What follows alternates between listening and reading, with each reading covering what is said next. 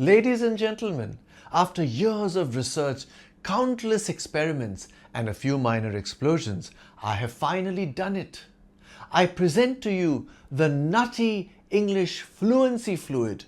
One sip of this and you will instantly master perfect grammar, an impeccable accent, and a vocabulary so vast that even Shakespeare would be impressed.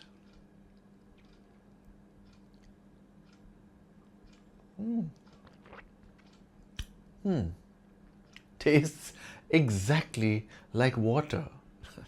Bazinga. That's right. But while there's no magic formula for mastering English, there is a fun way to learn new words, and that is with the English nut.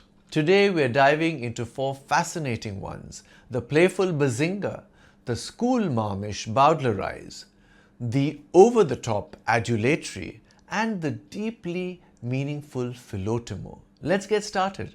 But first, do subscribe to The English Nut on YouTube, Facebook, and Instagram. Thank you.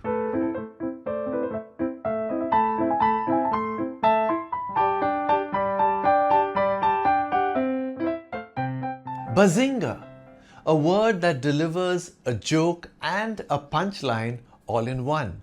If you've ever played a clever prank or made a sharp-witted remark, then ended it with Bazinga, you've captured the spirit of this word. It was popularized by the character Sheldon Cooper in The Big Bang Theory, where he used it as his signature catchphrase after a joke or a trick. Think of it as a quirky way of saying gotcha or fooled you.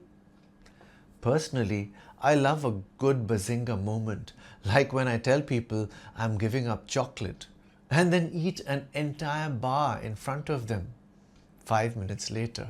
Bazinga. When Leonard's voice became high-pitched because of the helium Sheldon pumped into his room, Sheldon said, "Bazinga." She slipped a fake spider onto her brother's pillow and waited for the scream, "Bazinga." You thought you had me there, but Bazinga, I was one step ahead. The word actually comes from Stephen Engel, the writer of The Big Bang Theory. He was a prankster who used it behind the scenes whenever he successfully tricked someone. The rest, as they say, is history. This word was suggested by Sahil Mir. Now let's move from playful pranks to, well, ruining things. Bowdlerise means to censor or modify something, usually a book, film or play, in a way that removes anything deemed offensive or inappropriate. The result? A watered-down, sanitized version that's often missing its original punch. Imagine Shakespeare's Romeo and Juliet rewritten to avoid any mention of, well, death. Or a rap song where every strong word is replaced with beep, beep, beep. That's Bowdlerization in action.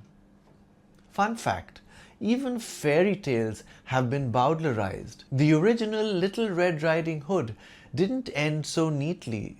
Let's just say the wolf got to digest his meal.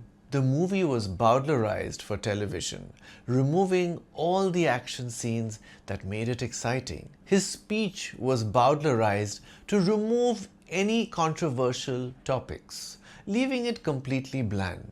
The Bowdlerized version of the novel cut out the juicy bits, making it a dull read.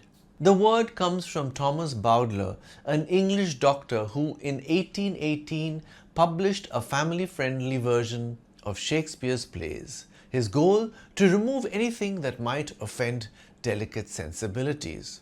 Ironically, while Shakespeare is still widely read today, Bowdler's legacy survives only in the word Bowdlerize. This word was suggested by Arjun Menon Kandanath. Now let's talk about adulatory, because praise is great, but sometimes it goes overboard. Adulatory means excessively flattering or fawning.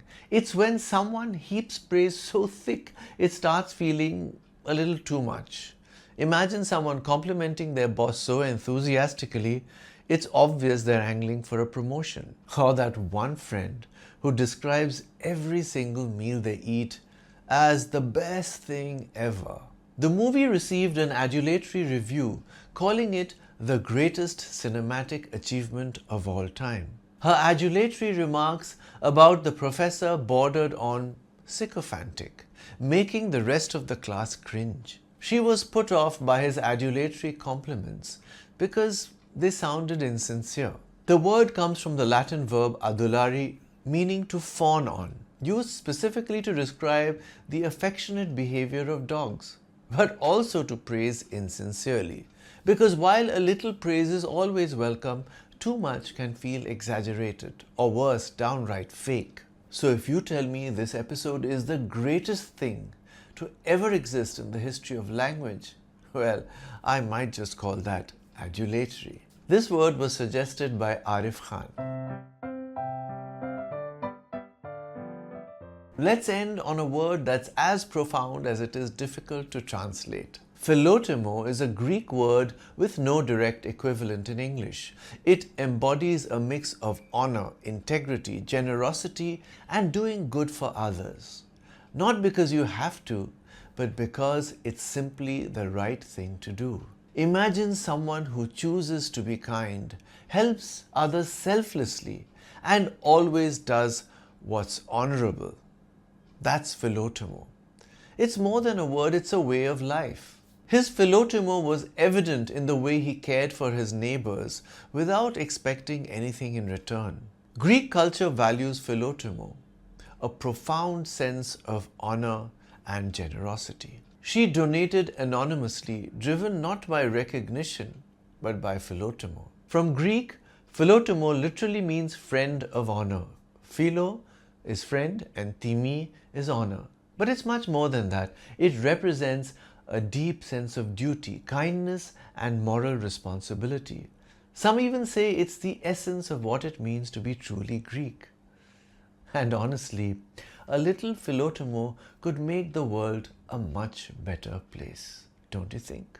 This word was suggested by Munjira Banerjee. So whether you love a well-placed Bazinga, hate it when things get Bowdlerized, roll your eyes at adulatory praise, or admire the depth of Philotimo, it is evident that words impact the way you feel. And sometimes they remind you when you're being tricked. Bazinga! Do share your thoughts on today's words in the comments. I'm the English Nut. Bye for now.